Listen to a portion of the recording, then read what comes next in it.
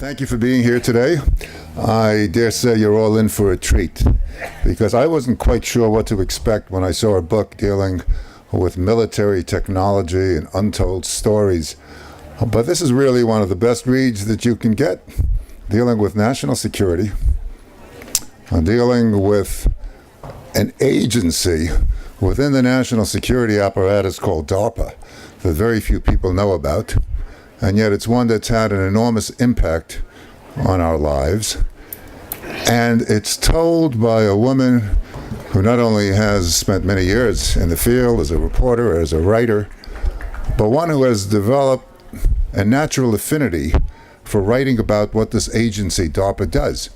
Because DARPA is was mandated with being in the business after the Sputnik surprise by the Russians, of actually anticipating surprises and trying to surprise the other side first. So imagine being given the mandate as an engineer to just use your imagination, and your task is to imagine the unimaginable and to use your competence as an engineer to do that, and to have unlimited funds, because that's basically, and be out of public view, until Sharon Weinberger came around to expose it all and tell the true story.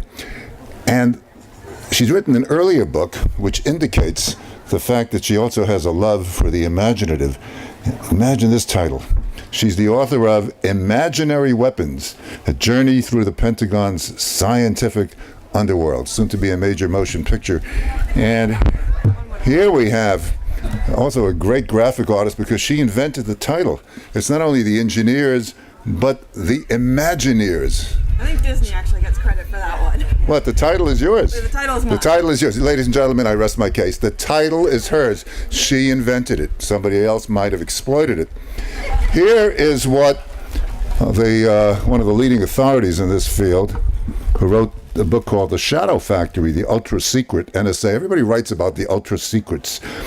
And he said, this is James Bamford, he said, Sharon Weinberger has placed one of the government's most secret laboratories, DARPA, under an electron microscope, and has discovered a world far beyond anyone's imagination.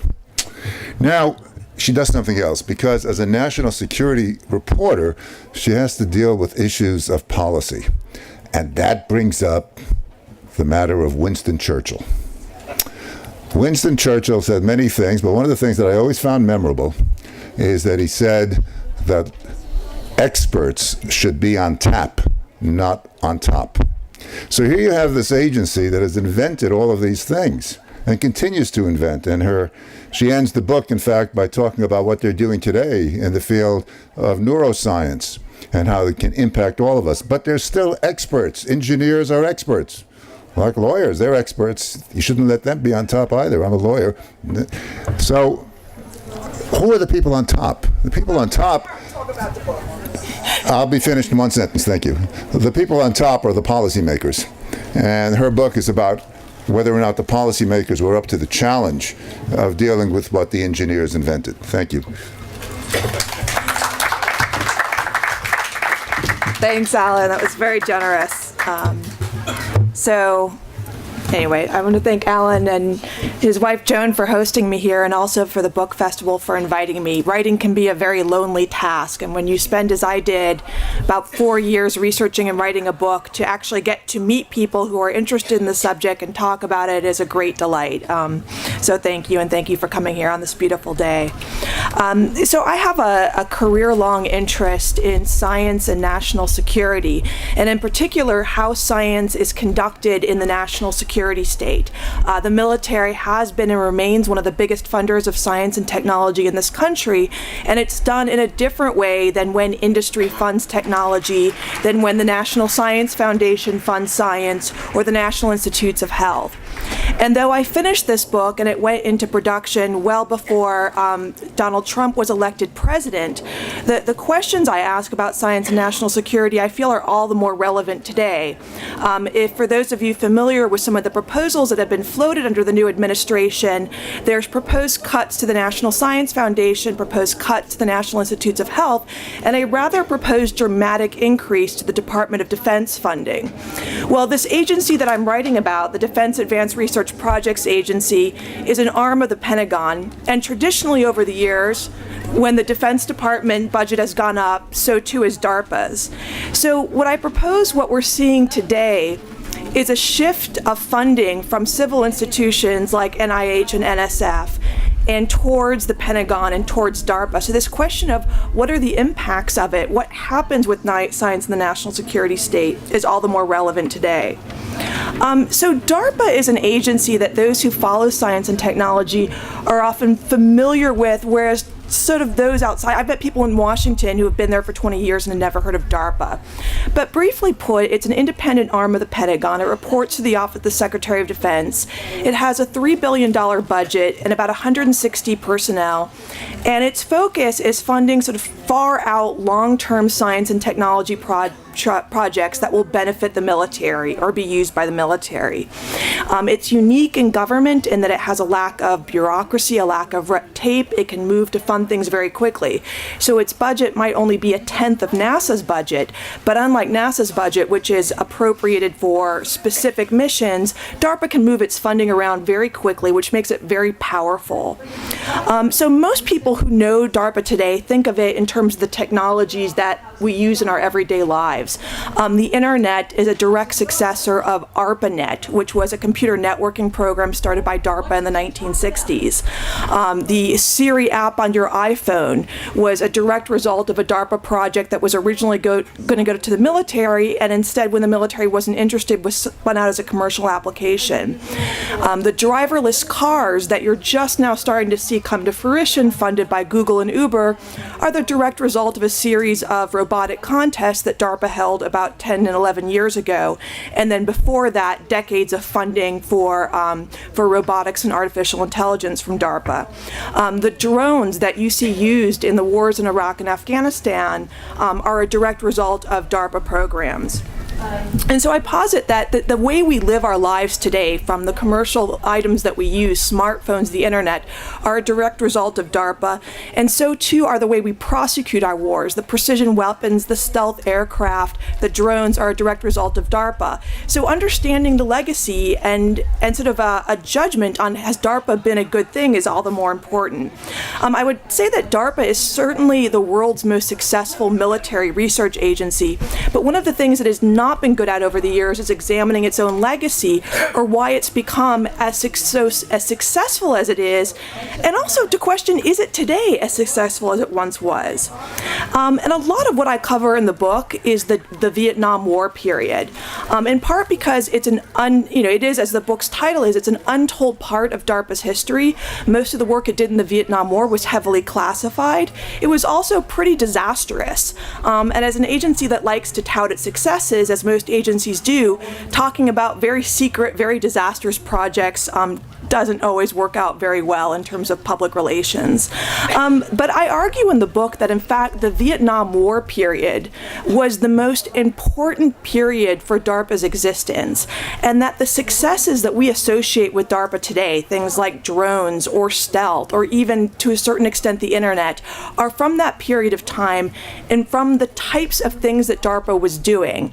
And that's where the name of the book comes from. It was, in those days, an agency staffed by people who were trying to imagine what war was going to look like in the future and in the present, and engineering or imagineering solutions to war.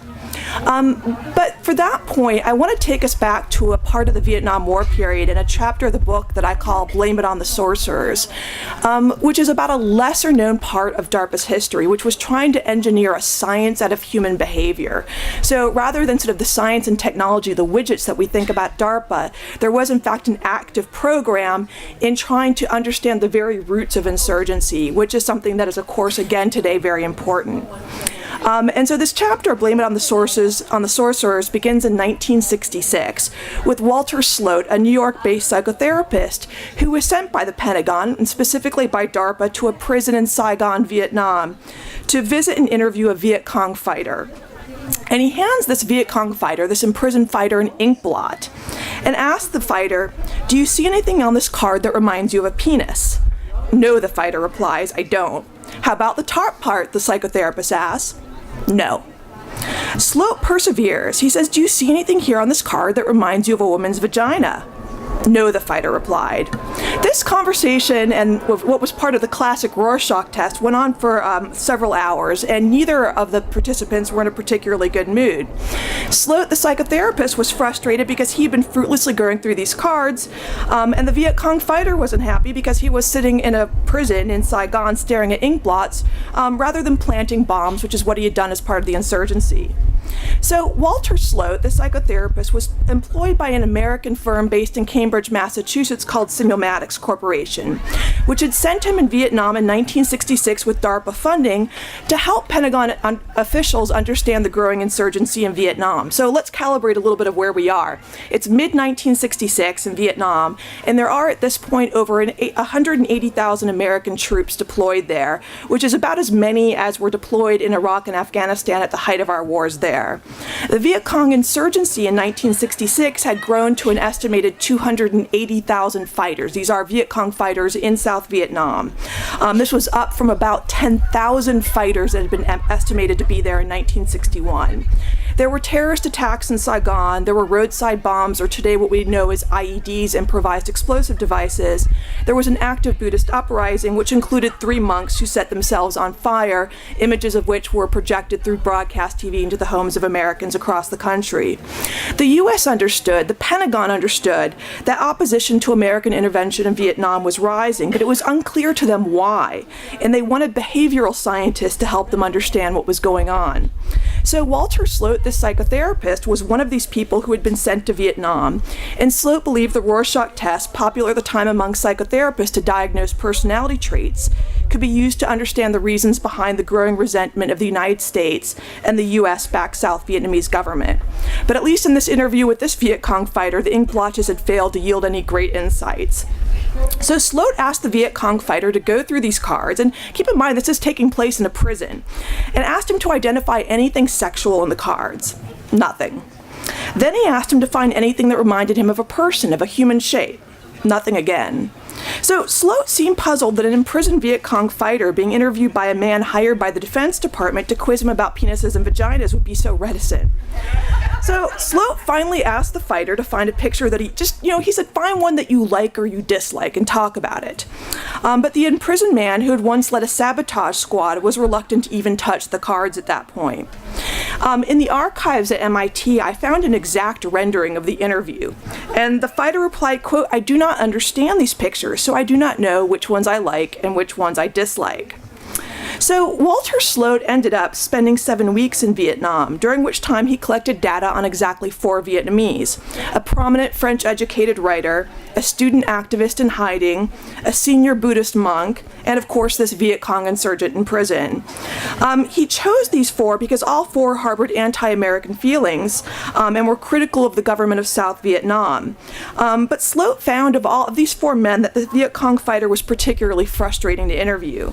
Even the anti-government Buddhist monk that Sloat interviewed was more cooperative. From the archive in the report, there was this quote, "I've never seen one except on a child," the monk replied when Sloat asked him if a particular ink blot resembled a vagina.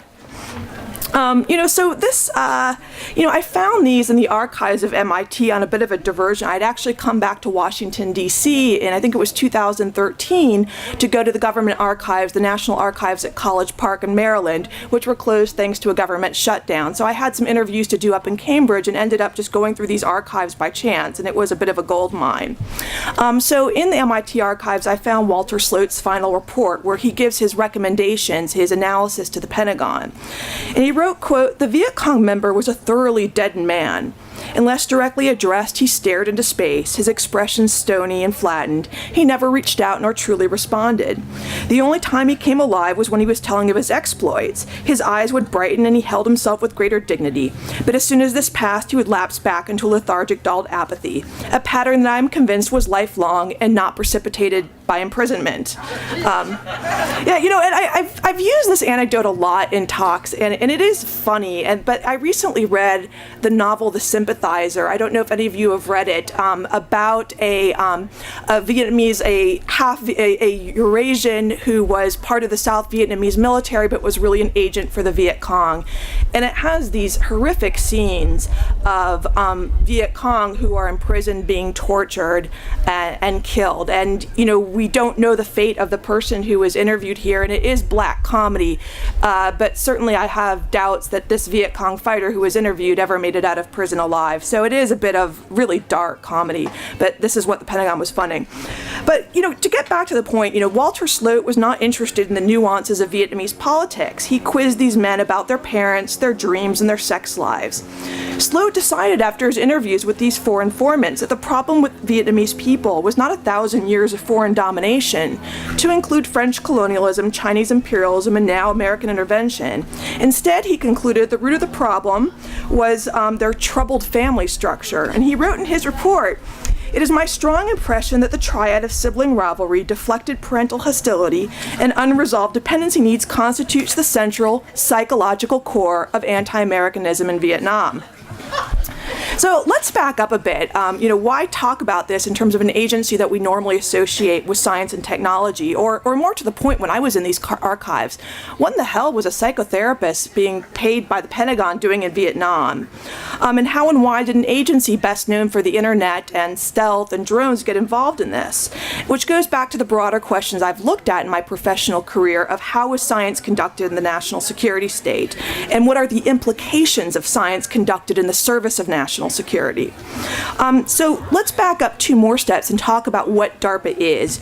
As I mentioned, it's a $3 billion agency today, but it was created in 1958 by President Dwight Eisenhower as a direct response of the Soviet Union's launch of Sputnik, which was the world's first artificial satellite, which created a panic in the United States, somewhat akin to the 9/11 attacks, the idea that we are unprepared, that it was an unknown threat.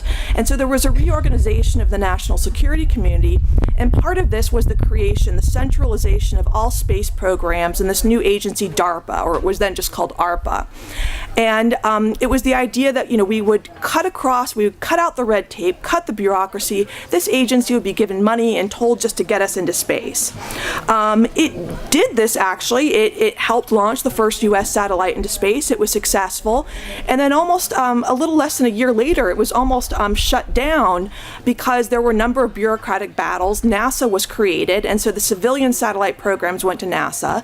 The military services got their space programs back, and you had this agency that was sort of created to create these, quote, unimagined weapons of the future, but no real mandate. So what they did do is they started getting involved and looking for what else they could do. And one of the senior people at DARPA at the time, who had a relationship by 1961 with Kennedy, said, let's go to Vietnam.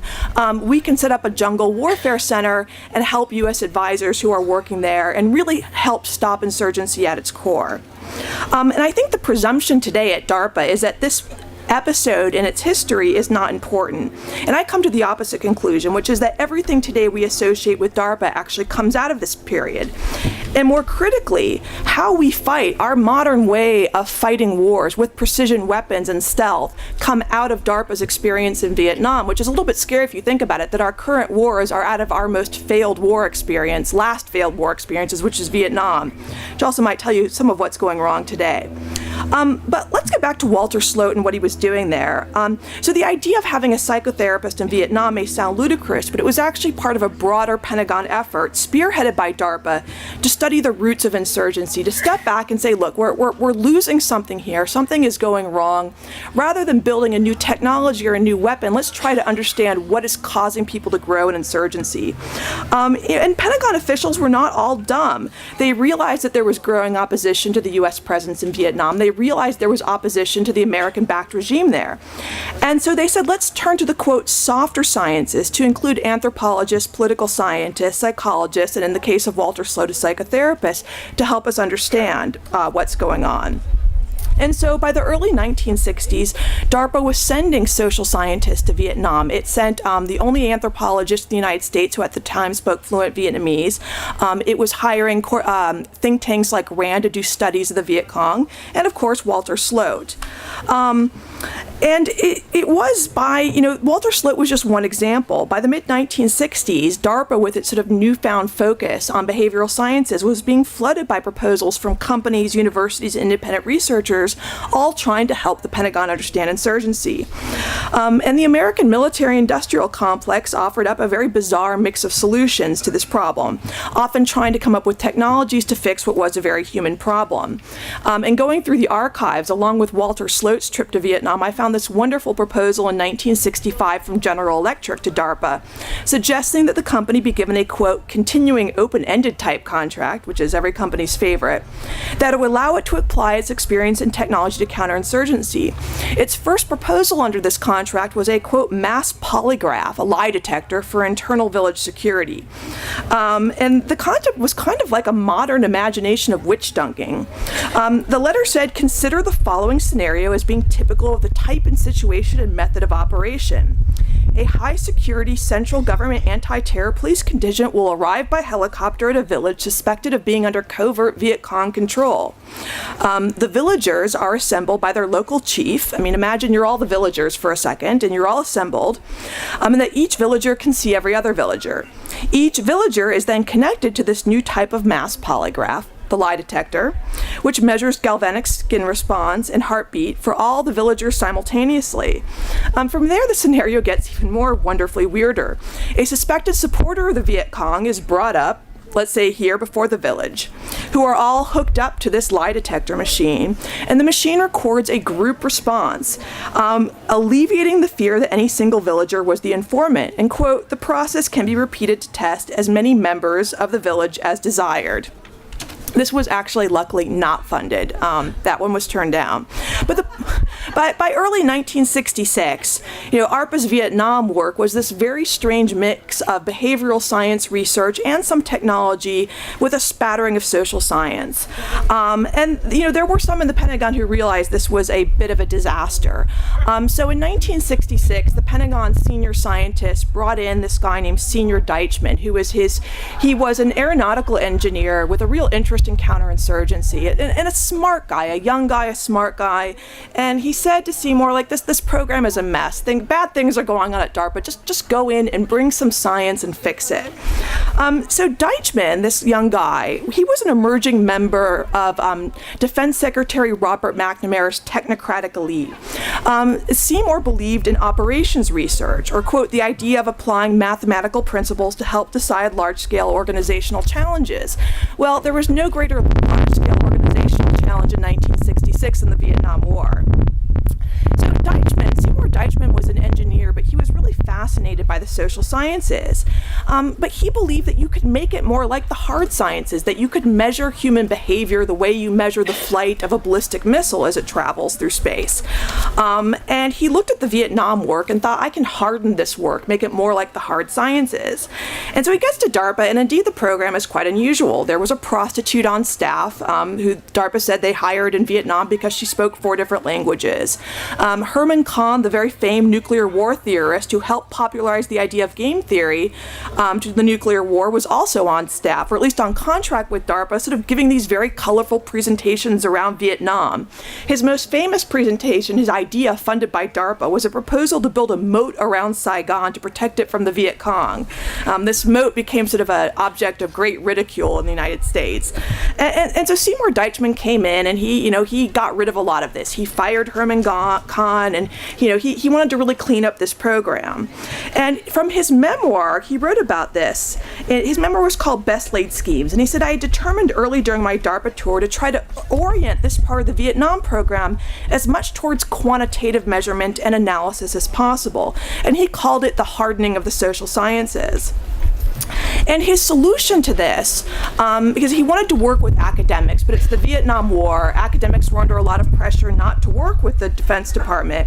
So he turned to this Cambridge, Massachusetts company called Simulmatics, which was founded by a rather famous professor of political science named Ithiel Poole. And Simulamatics had grown to fame in the Kennedy election by predicting on a state-by-state basis results of the election with 80% accuracy. Harper's Magazine in 1961, they called what Simulamatics was doing a people machine, saying, what if one could devise a mathematical model of the American public and feed it into a computer? Harold Laswell, a professor of political science, called this the, quote, the A-bomb of the social sciences, calling it a great breakthrough. So Deichmann wrote that as far as we in DARPA were concerned, a group like this had impeccable credentials and would help to avoid many problems. So it seemed like a perfect solution to sort of this social science problem in Vietnam. It would end up being DARPA's biggest disaster. The first of Simulamatics employees and contractors to include Walter Sloat showed up in 1966. I would like to say the Sloat study was the nuttiest of these studies. It was not. It was sort of up there.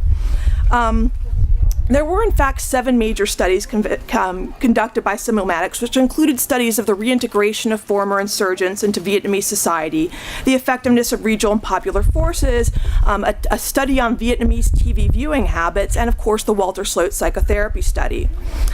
Joseph Hawk, a Boston College professor, had ideas that were almost, as I would say, unusual as Sloat's. He wrote in his report for Simulamatics that it would be possible to control the Vietnamese Hamlet people and manipulate them through informal means of communication. So one of Hawk's studies, funded by Simulamatics and DARPA, was on psychological weapons, which included the spreading of an American-style chain letter that we spread to hamlets to trick the Viet Cong into rallying. The villagers took a look at this chain letter and believed it was a Viet Cong trick. Another one was called the Prophecy and Power of Holy Men study, which involved publishing and distributing 5,000 copies of a booklet that prophesied the Viet Cong defeat. By unfortunate coincidence, the distribution took place just as the Tet Offensive was starting, an event that the prophecy did not foresee. The most dismal of these projects was the Sorcerers Project, which had enlisted Vietnamese sorcerers, essentially local magicians, to sway villagers against the Viet Cong. It failed because, as Simulamatics wrote in their report to the Pentagon, the sorcerers did not say what they were supposed to say.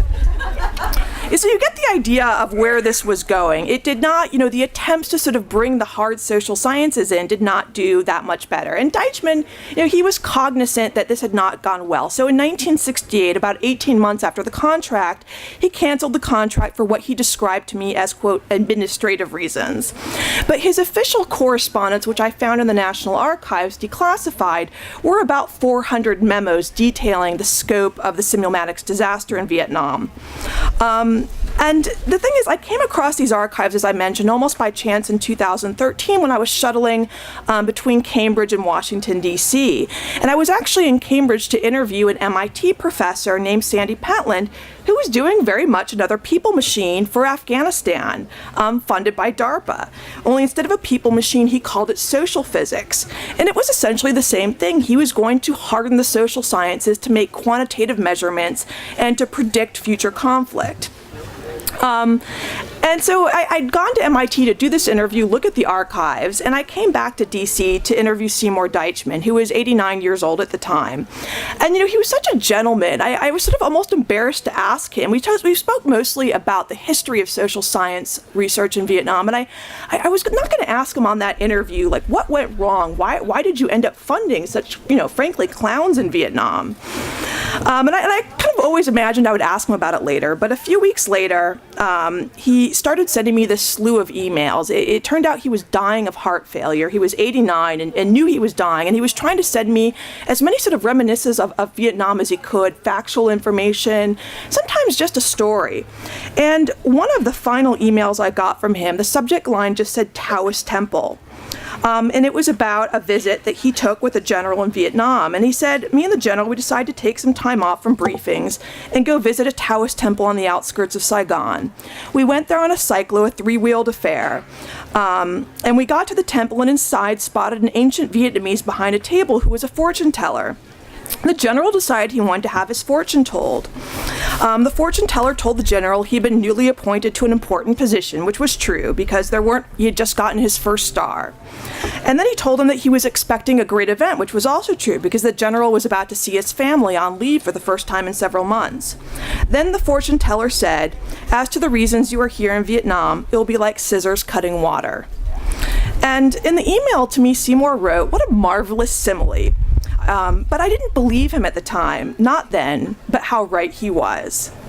The month after Seymour sent me that email, he died. He was 90 years old, and he had just updated his memoir, Best Laid Schemes, which was about the social science and research in Vietnam. And the Marine Corps had asked him to update it because it turned out that in 2014-13, we were doing the exact same thing in Afghanistan and Iraq.